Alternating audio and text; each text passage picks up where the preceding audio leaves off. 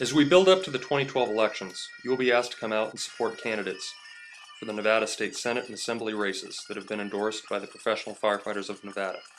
The PFFN made these endorsements based on very simple and consistent principles. Will a candidate, if elected, be supportive of the right to collectively bargain as outlined in Nevada Revised Statute 288? NRS 288 is the state statute that defines our right to sit down with the city and negotiate our contract, rules, and regulations that impact our safety on the job and benefits for our families. It impacts every aspect of your career from the day you're hired until you retire. Will a candidate, if elected, be supportive of presumptive heart, lung, and hepatitis, as well as cancer benefits that many of our members have already been impacted by as a result of our chosen careers? Will a candidate, if elected, support the defined benefit pension programs that allows our member a chance to retire with a fair pension, a pension with dignity after 25 to 30 years of serving our communities?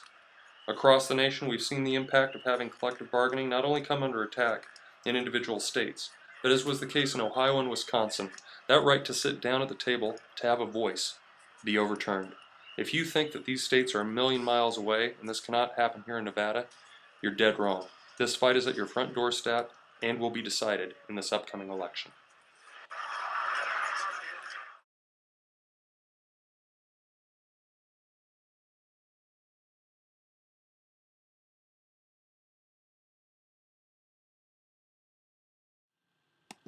When I first decided I was going to run for this office, it was 1979. I served with David and Senator Townsend here. I think it's important to know how we got to where we are today, because there's some misinformation out there. When I first came here in 1980, the state was a completely different place. You could only gamble in 1981 legally in the state of Nevada. And the state had built a tax system based on the dependency on the gaming industry, and that the gaming industry would do good and we would prosper. 47% of the money comes from them if you add up all the taxes that they pay. We have relatively low property tax, we have no inventory taxes, we have a very good business climate as far as taxes go, but it's due to the fact that the gaming industry has paid the bills all these years. And so, that was a name. And so then in 1981, the legislature, in response to Prop 13, and some of you may remember Howard Jarvis in California did the Prop 13 and it came to Nevada. In response to Prop 13, the state passed the tax shift in 1981. And without all the intricacies, the basic formula was this. The state gave the local stable tax base to local government, and the state took the unstable tax base. And at the time, no one could ever imagine 2010 or 2009. And if you fast forward to today, where we now have a system where you can gamble in 47 states legally, and people do. You can gamble in California, and people do. They don't drive across the hill to Reno. They stay there and gamble at an Indian casino or some other operation. They're even talking about gambling on the internet now. And so, you have a system that's not going to work for you anymore. It's not going to work for us. It doesn't work. And I get a kick out of listening to some of the comments, because in the 30 years, this is my 30th year doing this. I served 10 years here, and I've been the chief lobbyist for the AFL-CIO for 20 years. So I think I'm somewhat of an expert on it, whether you like my politics or not, but the reality is I have a PhD in this place. For the past 30 years, every study that was done here, both commissioned by the legislature and commissioned by whoever, it said one thing in common, that you have to fund education properly or you will never diversify. I've seen people come and go in this building like you can't believe, and saying, I'm going to diversify the economy, I'm going to fix things. If you underfund education, you will never diversify the economy. You're in a downward spiral that won't get fixed. It can't get fixed relying on gaming. When I have to tell you, gaming companies now are in China. The companies that were the stalwart of our economy are now in China and other places. We've got to change the tax base. Now, the devil's always in the details, and I have to tell you, everybody in this room has an axe to grind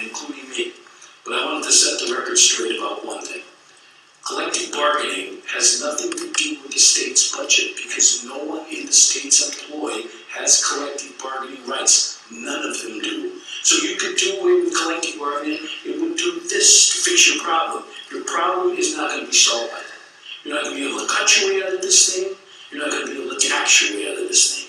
You have to put people back to work.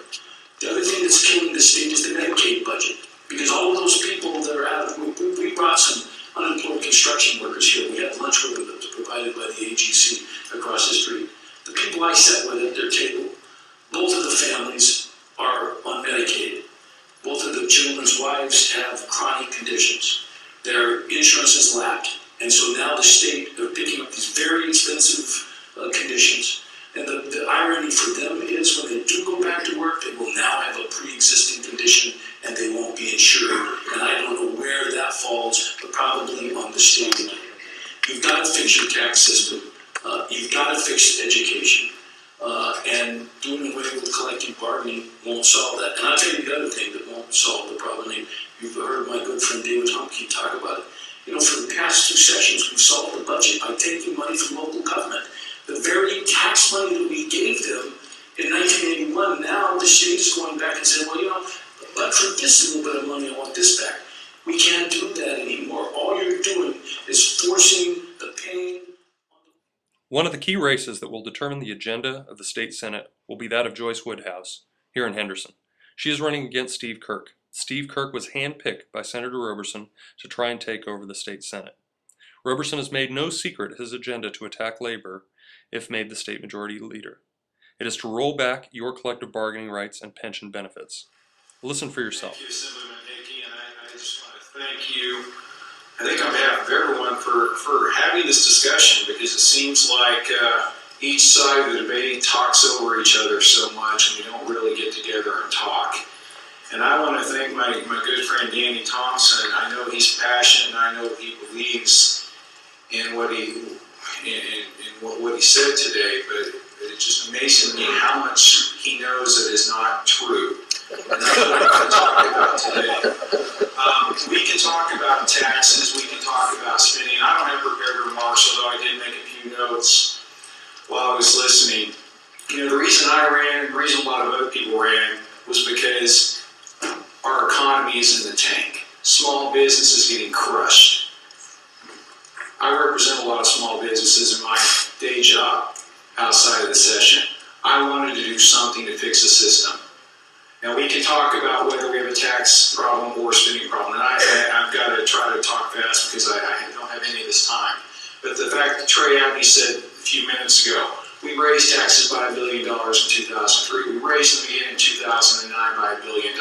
We've increased general fund spending by about 30% since 2003 in per capita inflation-adjusted dollars. When is it going to stop? Okay, we have a spending problem. And I'm sorry, but a big part of that is our collective bargaining system here in this state. We must have collective bargaining reform and PERS reform. The PERS system is a ticking time bomb. Firefighters and paramedics are sworn to saving lives and protecting property. But now politicians are threatening our life savings by taking away our retirement. They want us to pay for the economic mess Wall Street dumped on counties, states, and cities. Legislative session, Senator Roberson introduced Senate Bill Draft 343. SB 343 would have taken away the binding arbitration in our Nevada Revised Statute 288. This provision keeps both parties honest through the process. If you cannot agree on an issue, an independent arbitrator will step in and award a binding decision between the last, best, and final proposal of each side. This keeps a fair playing ground, and it keeps both parties at the table negotiating the issues, trying to find common ground. The replacement to this fair provision was to recognize that if the parties couldn't agree, that the last offer of the local government would be imposed. I challenge each of you to question if you would be better off today in your paycheck and benefits if your employer ultimately had the right to impose their financial solution.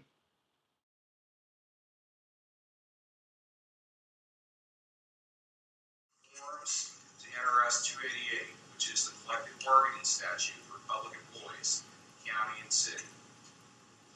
They got a hearing, and that was it.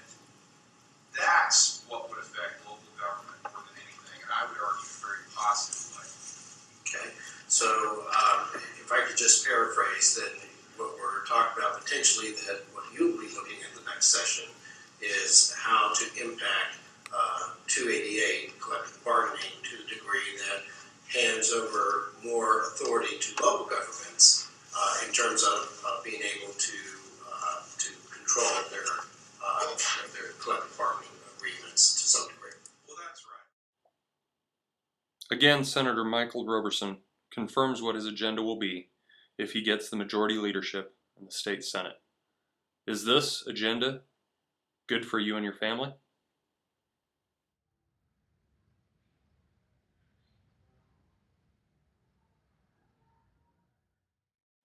Each voting district across the state is crucial this year, because across the state, we are under attack.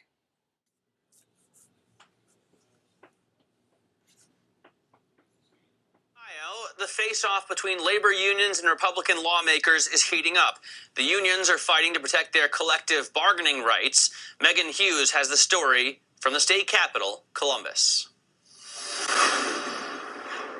Ohio's got the toughest proposal to crack down on collective bargaining. It's also the most likely to pass. It's a state house where Republicans hold all of the cards, but that does not mean that it's going to happen without a fight.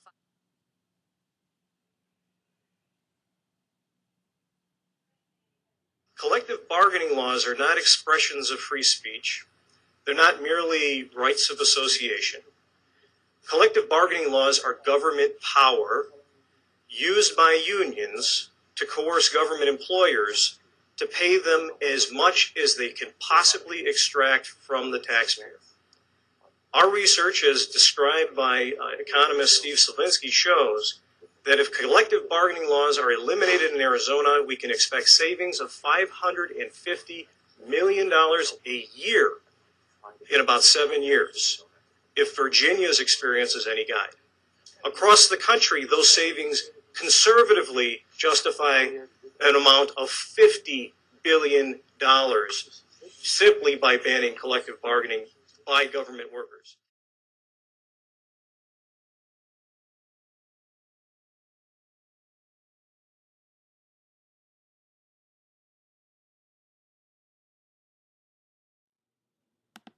Pensions for public workers getting a lot of debate all over the country, and the Nevada Public Employees Retirement System pension obligations went up $1.8 billion in just the last year. Ben Briscoe from our Reno station spent the day trying to put that number into context. The almost $2 billion hit home with News 4 viewers on Facebook, most commenting about their personal stories of using the system, like Lori, who typed about her husband, quote, "We need that money to live. He gave 30 years of his life for it. He served the state well." News 4's Fact Finder team crunched the new numbers provided by the U.S. Census Department to find Nevada's increase in pension obligations is the 26th highest in the nation. And among the other 5 states with 2 to 3 million people, the $1.8 billion is just slightly higher than the average 1.5. You might think those extra pension obligations would break the bank, but things aren't necessarily falling apart. News 4 also found that the program's revenues are going up, meaning they have more money to pay those extra demands. Nevada PERS has almost doubled their investment earnings, going from about $2 billion in 2010 to $4.5 in 2011. But some people still question if there's enough. Back in April, before these numbers came out, Assemblyman Randy Kerner told News 4 he wants official calculations done by the state to see if the program is financially sustainable. It's likely that review could lead to the legislation forcing PERS changes and possibly even eliminating the program in the next session. I'm not sure what the bill would be or what combination, because I really haven't landed on that yet, but there'll be some measure of reform put forth. And with Nevada PERS on the hook for billions more every year, as likely questions will continue on if their bank is big enough. Please be involved. Along with supporting Joyce Woodhouse for state Senate race, Local 1883 is asking your support for April Masterluca and Ellen Spiegel, who are running in must-win districts for the state assembly. All of these races are in Henderson's area. Please, this election cycle, come out and support your union. We work every day for your safety, pay, benefits, and retirement. We need your boots on the street to be successful. Thank you.